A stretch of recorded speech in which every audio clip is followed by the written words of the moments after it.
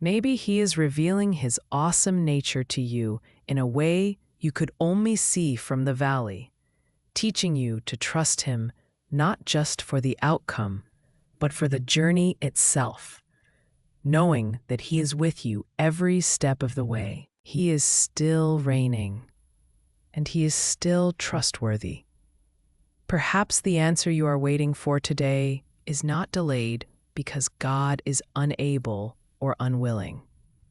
Perhaps He is simply still writing the most beautiful part of your story, a part that requires the backdrop of struggle and the soundtrack of unwavering truth to truly shine.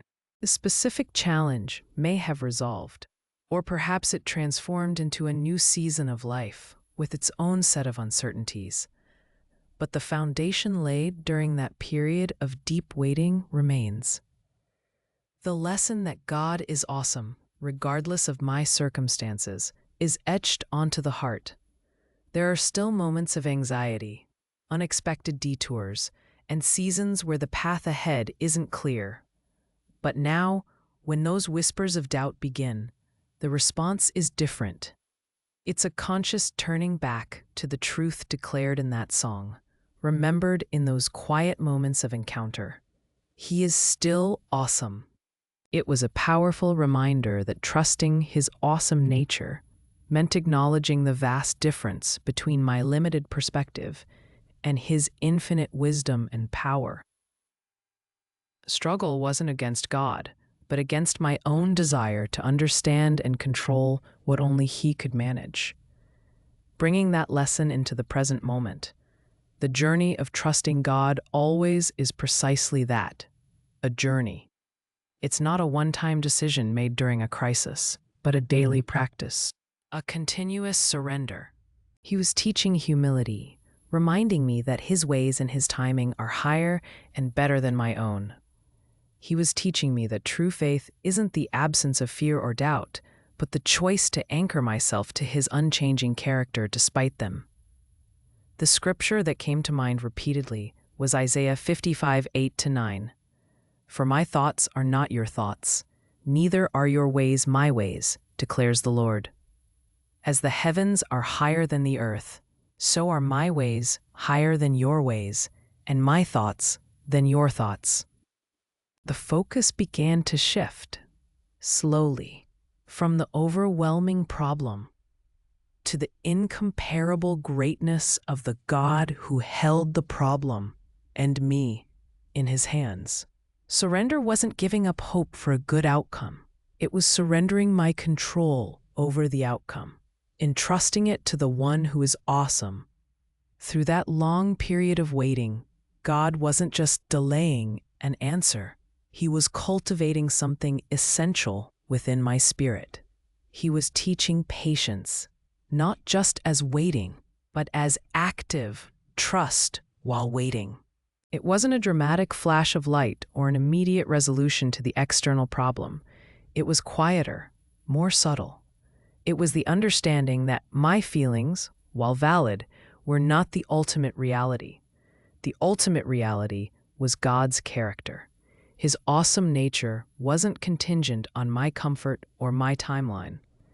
As the song continued, declaring His power and majesty, a small spark of trust flickered. It was fragile at first, easily threatened by the persistent worry, but it was there.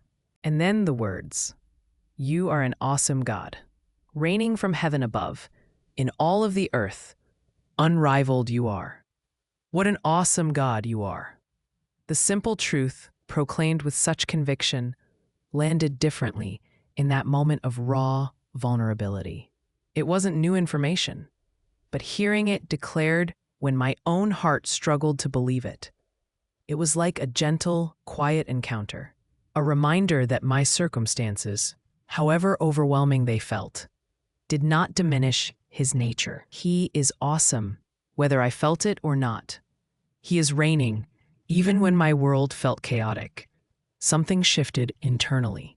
You wonder if you have the strength to take another step, to pray another prayer, to hope another hope. This is the wilderness, dry and unforgiving, and it feels like you're walking it alone. It was in such a low moment, sitting alone, feeling the full weight of the waiting, that I put on some music, hoping for distraction, perhaps. The shuffle landed on Phil Wickham's "What an Awesome God." As the familiar melody began, I almost skipped it. It felt too upbeat, too declarative for the ache in my chest. But I let it play. The carefully constructed facade of strength cracks. Maybe it's tears shed in secret in the car, or a harsh word spoken in frustration to a loved one, or simply collapsing onto the bed, feeling utterly defeated. The questions from the Heart's Whisper section return, louder this time, laced with despair. Where are you, God? Do you see this? Do you care? The weariness is profound, not just physical, but soul deep. Faith feels like a fragile thread, stretched taut, threatening to snap. You check your phone obsessively, waiting for that call, that email, that sign. The world outside moves on, seasons change, but you feel frozen in place, suspended in the uncertainty. Sleep becomes fitful. Thoughts loop relentlessly, always returning to the problem, the unknown outcome.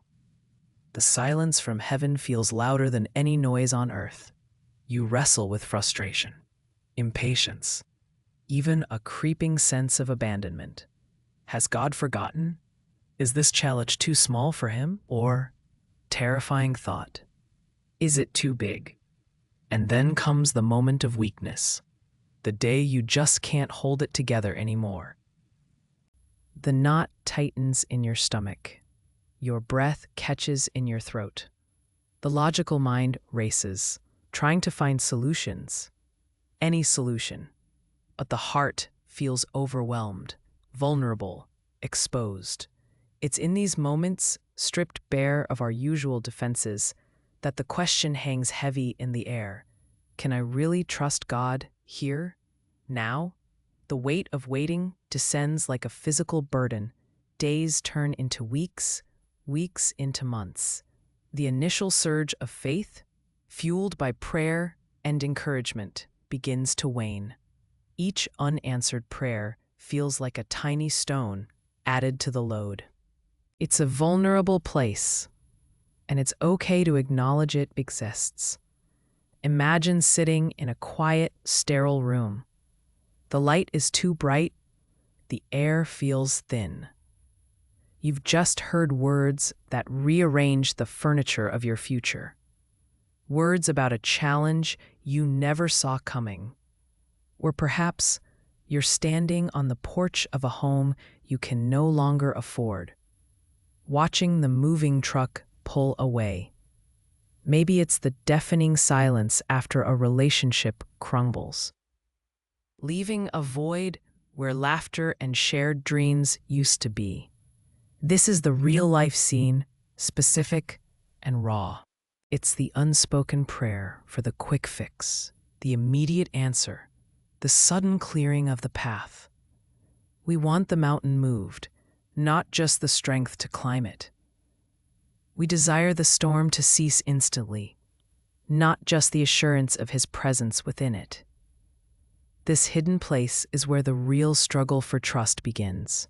It's where doubt, like a persistent, unwelcome guest, taps softly at the door, asking if God truly sees, if he truly cares, if his power is as infinite in this specific, complicated mess as we've always been taught. And in that waiting, the easy words about trust can feel hollow, a distant echo of something you once knew, something you desperately want to believe again. But the present reality is pressing in, heavy and undeniable. Trust becomes not a passive state, but an active, sometimes agonizing choice, minute by minute, breath by breath, deep within the heart, beneath the brave face we show the world, or even the calm demeanor we try to maintain in prayer. There's often a hidden whisper, a quiet confession of fear, a longing for certainty in a situation that offers none. They say God's timing is perfect, and His plan is always good. But sometimes, when you're deep in the middle of it, when the path forward is completely shrouded in mist, when the silence stretches on and on, perfect timing feels a lot like perpetual delay. And good feels, well, less than good.